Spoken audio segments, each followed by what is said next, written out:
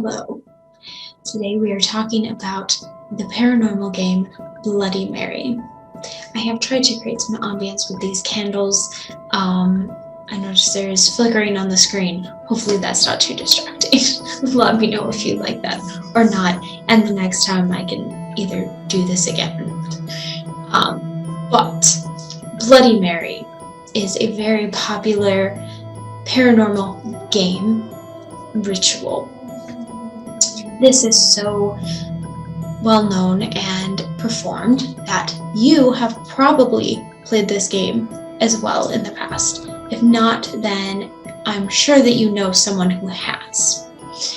However, because of the fact that it is so well known and performed, there are different variations of how you play the game. In some instances, it appears that some people have played a different ritual entirely and called it Bloody Mary, either in ignorance or because someone jammed the games together. But what I'm going to explain is how you generally would play the game.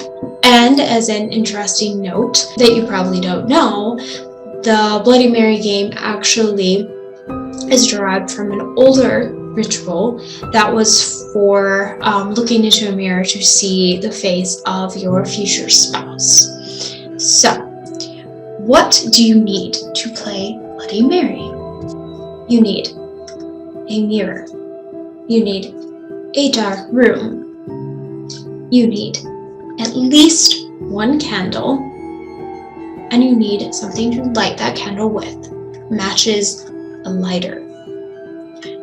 Alright, so how do you play the game? This game is best performed between midnight and 3 a.m., so during the witching hour. First, you need to turn off all of the lights in your house, or at least all of the lights in the designated room. And you will position your candles around the mirror while still holding one of them.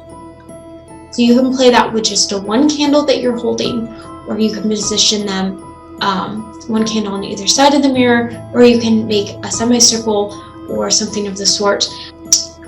For candle colors, you can use just any candle that you have around, but some preferences would be to use black or white in order to call for protection against Bloody Mary if she does appear. You can use purple to increase your intuition, to help you perceive her, or you can use yellow to help open your third eye, which again would relate to your intuition and perceiving her existence. So once you have your candles, then you want to focus your mind, potentially shield yourself, do grounding, but basically just make sure that you're not freaking out, and have the means of composure to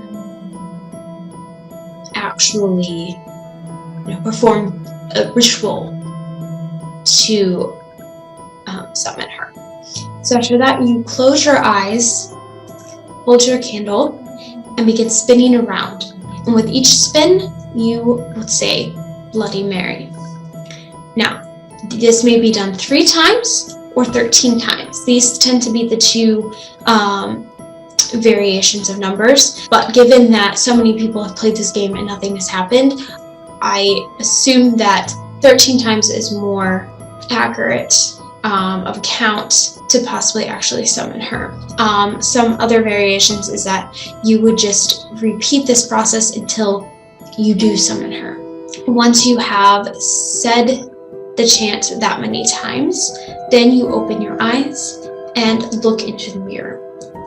Now you should see her in the mirror. Behind you are just the full mirror, or you may only see a glimpse of her shadow that may be receding from the mirror in order to possibly go behind you and attack. People who have claimed to have seen her have described her as eyeless, rotting, bloody skeleton, long sharp nails, and clumps of matted hair, and that the ways that she may attack you would be scratches, usually to the face, strangling, cursing you, driving you insane, killing you instantly, or even pulling you into the mirror and trapping you there for eternity. Bloody Mary also goes by other names, which might also tie into why there's so many different variations of how you play the game. So some of her other names are Mary Wales, Bloody Bones, Mary Lou, Hail Mary,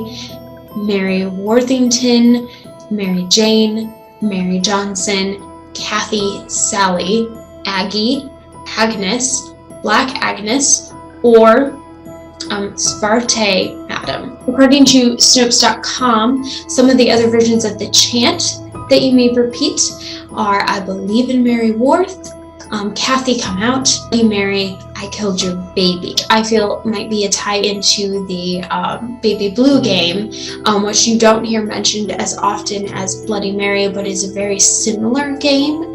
As I said before, you may repeat the chant as many times as needed in order to summon her, 3 times, 13 times, or really any given number maybe comes up in these variations. So before, the number of candles can differ, and if you're playing this with one person, obviously you are saying this chant, but if you're playing with multiple people, you can have one person that holds the candle and does the chanting, or you can all do the chanting, or you could all hold a candle. It just depends on how you want to play the game and what variation you're hearing. I guess going in, let's talk about me playing Bloody Mary. I've only played Bloody Mary that I remember one time, and I was forced to play it because I definitely did not want to play the game. And when I did, we did not have any candles because somehow I didn't even know candles were part of this game. I just thought that you went into the bathroom, specifically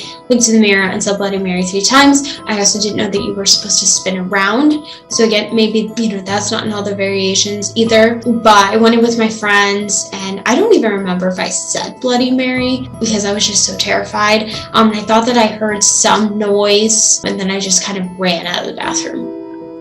And that was pretty much it. But I was so mad at my friends because I was so scared that something was actually going to happen. But let me know in the comments below if you have played Bloody Mary, if you've had any actual sights or strange things that happened after you played the game, if you were forced to play it, if you wanted to play it, how many times you played it, any of that information. And I am planning to do these videos on more paranormal games, so let me know what one you would like me to do next. If there's any one that you want to make sure that I don't miss out on, or just have any other stories from other games that you'd like to share, feel free to let me know in the comments below. I'm definitely interested in hearing those stories.